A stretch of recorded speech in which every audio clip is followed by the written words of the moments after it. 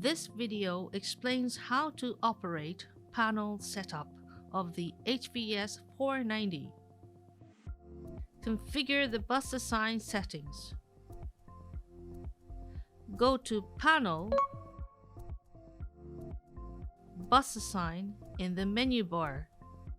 This time, set the bus button 1. Select the button to be set in button at the bottom left of the touchscreen.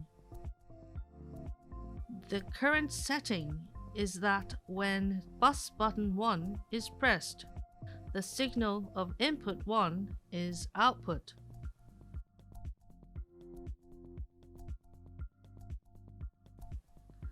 Up to 4 layers can be set for the bus button.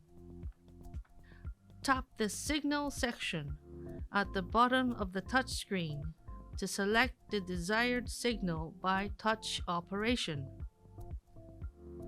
Input assigns the signal input to the HVS-490. Internal assigns signals generated in the HVS-490, such as color bars. Re-entry can handle MV outputs and PGM outputs of each ME as input sources. Router can be used to assign signals input to the 4A MFR routing switcher when linked to an MFR.